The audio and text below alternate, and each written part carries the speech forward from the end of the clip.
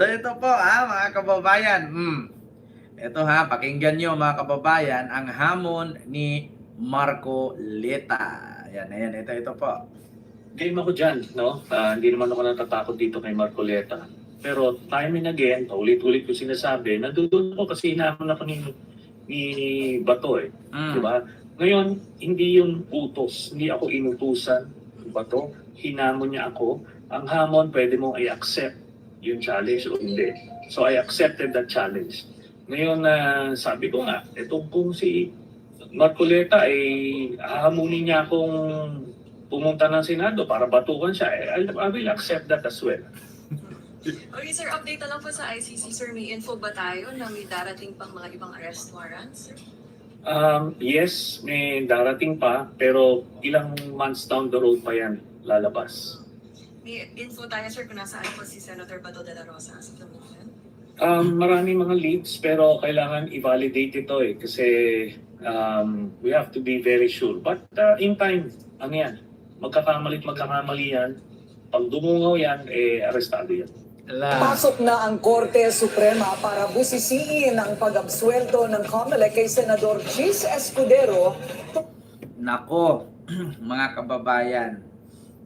Yun na nga ang sinabi ko, mga kababayan. Nasabi kasi ni Marcoleta, no? Ito pa yon, in-interview kasi siya, Ito mga kababayan.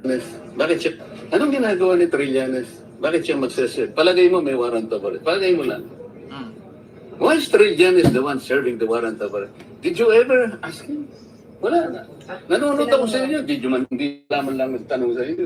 Sir, ano po bang authority niyo? Bakit kayo po yung nagsaserve? Did you ever ask him? Wala. Tinanong naman, sir. Oh, ano sagot niya? Sagot niya, nandito daw siya kasi in answer to, ano daw po yun, sabi, challenge daw kasi ni Senator Bato, na be Pag present sinabi ni siya Senator in-arrest. Bato na kumain siya ng tayo, kakain siya ng tayo? Thank you.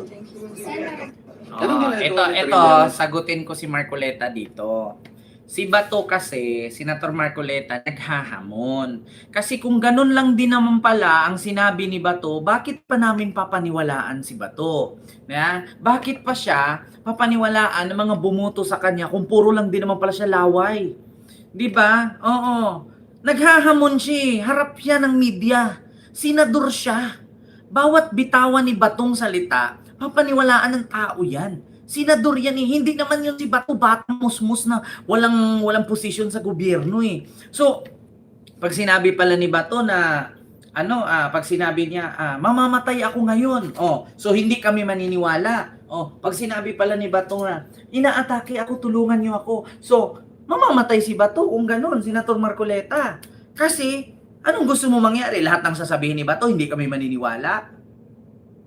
'Di ba? Ang aminin niyo, duwag talaga kayo. Lahat kayo duwag.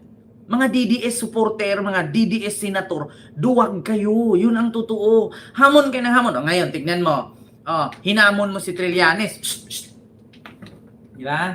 Hinamon mo si Trillanes na papupuntahin. Para batukan ka. Paano kung pinatos ni Trillanes yung hamon mo? Di ngayon magtanggalan yung buhok mong peke. Baka umuwi ka sa iyo, kalbo ka na. Diba? Oo, ang sabihin nyo, puro kasi kay hamon mga animal kayo eh. Diba? Alam nyo, hindi lahat ng Pilipino bulag. Hindi lahat ng Pilipino DDS.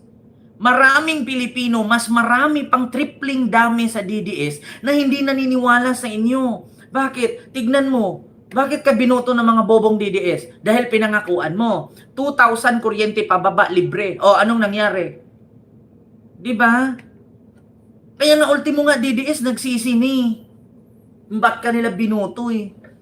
Tapos, nung una, sabi pa ni Guanzon, lagot kayo pag nanalo si Marcoleta at mahawakan niya ang Blue Ribbon Committee. Patay kayo mga magnanakaw. Putang ina, wala nga naipakulong nisa eh. Diba? Nung nahawakan ni Marcoleta ang Blue Ribbon Committee, nawala din siya, napalitan kasi bakit? Hindi siya marunong. Maraming rules sa Senado na hindi niya alam. Kung ano-anong pinagagawa. Yung batas sa Senado, lahat sinuway niya. Lahat sinuwag niya. Diba? Yun ang katotohanan. Huwag kasi kayong maghamon. Huwag kayong mag-challenge kayo. Challenge ka. Pag pinalagan ka ni Trillanes ngayon, do you think hindi ka uuwing kalbo? Baka pag batok ni Trillanes yan, magmukha ka obispo. Alam mo yung obispo, mukha kang titi. Na bagong tuli. Di ba? Pag titi, tinuli, di ba? Natitira ganun. Oo. Pag inapa ka, pag binato ka, lilipad yung nakapatong dyan. Di ba? Magmukha ka obispo. Oh. Hamon kasi kinang hamon eh. Bakit siya magse-serve? Palagay mo may warrant of arrest. Palagay mo lang. At saka Senator Marcoleta, may karapatan po si Trillanes mag-serve ng warrant. Bakit? Si Trillanes po ang complainant. Diyos ko naman. Sino ba ang nagreklamo sa ICC? Di ba si Trillanes? Malamang sa malamang, kung maglabas man ang warrant ang ICC, unang-unang makakaalam dyan si Trillanes kasi si Trillanes ang pumunta doon. Napaka-imposible naman. Di ba? Kailangan pa bang itanong yan? Di ba? Mga kababayan, tama ba ako? Paki-comment yes or no.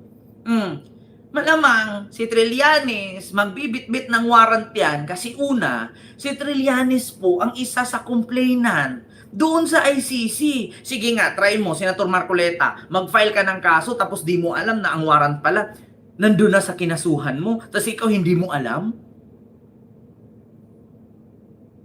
Di ba? At saka may karapatan si Trillanes pumunta doon. Una, kung meron November 6 pa nilabas yung warrant na yan eh. So ibig sabihin, alam na ni Trillanes yan, ayaw lang ni Trillanes ilabas kasi manghuhuli ka ng isda. Tapos ang gagawin mo, yung tubig, gagalaw-galawin mo yung tubig. Paano ka makapanghuli ng isda? Sige nga, manghuli ka ng isda, iilagay mo yung pamingwit, tahimik ka. Para pag kinagat ng isda, huli agad. Paano ka makahuli ng isda kung wiwilwigin mong tubig? Di ba? Kaya November 6 pa lang, 2025, nandyan na ang warrant. Kaya napaka-imposible naman sa loob ng halos, Diyos mio Marimar, halos kalahating taon, lagpas kalahating taon, imposible walang hawak si Trillanes niyan. Kung si Boying Rimulya nga eh. May kopya. Tigil-tigilan nyo nga kami. Tapos ngayon tatanungin mo, ano ang authorization ni Trillanes? Bakit may hawak siyang warrant? Bogo lang? Tanga lang? Kailangan pang i-memorize yan? Why is Trillanes the one serving the warrant of arrest?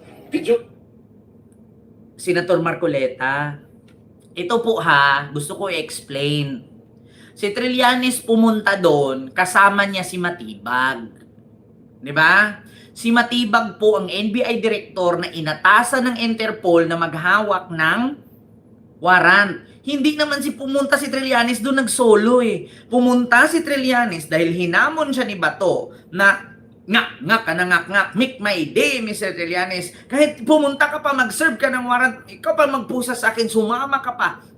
So, nung isinerve na ng NBI ang warrant, sumama si Trillanes. Ayusin mo, Senator Marcoleta, yung sinasabi mong si Trillanes ang nag-serve. Bago si Trillanes nandun, may hawak ng NBI. Do you think papayagan ba si Trillanes ng NBI na mag-serve ng warrant? At do you think hindi naman siguro tanga si Trillanes tulad ninyo ng mga DDS? 'Di ba? Hindi naman tanga si Trillanes na pupunta siya. Alam niyo ba na pwedeng kasuhan si Trillanes niyan kung pabida-bida siyang pumunta doon?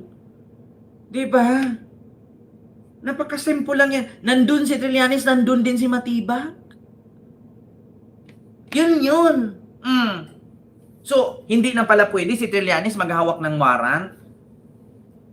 Diba? Napakasimple lang yan. Isa si Trillanes sa complainant, malamang sa malamang may hawak siyang warrant. May kopya siya ng warrant. At saka, higit sa lahat, yung hawak ni Trillanes na warrant, hindi naman yun yung original eh. Kopya lang yun. Xerox copy, sa madaling salita. Parang anak mo, Xerox copy mo, panot din. Diba? Ganun yun. Tapos, ngayon hinahamon mo na babatukan, imbitahan mo, tapos pabatok ka. Kung binatukan ka ni Trillanes, di magmukha ka obispo, uuwi kang panot. Diba? Ganun yun. Tingnan mo si Trillanes ngayon, Ito pa, sabi niya dito. mga kababayan. Ayan, oh. Na nagwawabayway doon ng warrant of arrest. Hindi lamang yun. Ako, vice chairman din ako ng public order. So mag-a-announce din siguro ako by Monday na patatawag ng NBI at DOJ dahil doon sa ginawang paghuli kay Senator Bato noong 11 at saka yung pagkaroon ng paputukan nung May 13. Magkasunod na araw yun. Kailangan magpaliwanag sila. At patatawag ko rin si Trillanes. Ano daw, kailangan magpaliwanag ang NBI? Alam mo, Senator Marcoleta, bakit kailangan magpaliwanag ang NBI? Una, sino bang nagpaputok? 'Di ba? Sino ba ang nagpaputok? Di ba ang security guard niyo Senado? 'Di ba? At ang tanong, bakit siya nagpaputok? Ganun lang kasimple yan eh. Sabi nga ni PBBM, peking putukan. Ginamit yung putukan para makatakas si Bato. Para pag nagpanik ang tao, doon ang media susugod, doon ang mga pulis susugod, ang mga security susugod, para si Bato lalabas sa kabila. Diba? Ganun yan kasimple. Alam nyo, sa totoo lang, pag mga ganyan, wala. Si Aimee nga, pinatawag lahat ng humuli kay Digong. May nangyari ba? Wala. Diba? Diyos ko naman, magsayang ka lang ng pondo, Senator Marcoleta. Yung gamitin mong pondo dyan sa patawag-patawag na yan, yung gamitin mong pondo sa patawag-patawag na yan, ipamigay mo na lang yan, ipakain mo na lang yan doon sa mga batang yagit. Oo, magluto ka na lang ng merienda o sopas. Ipamigay mo na lang yan dyan sa harapan ng Senado. Maraming mga dumadaan dyan, mga worker. Diba, ipakain mo na lang yan. Magkaroon pa ng pakinabang. Kaysa magpatawag ka ng patawag, tapos na. Nasuspindi na si Aplaska. Oo, sinabi na ni PBBM, peking putukan. Kailangan pa ba memorize yan? So, yun nga ang mangyari mga kababayan. Kumasa si Trillanes, pinalagan ang hamon ni Marcoletang, ipatawag daw niya sa Senado para batukan siya.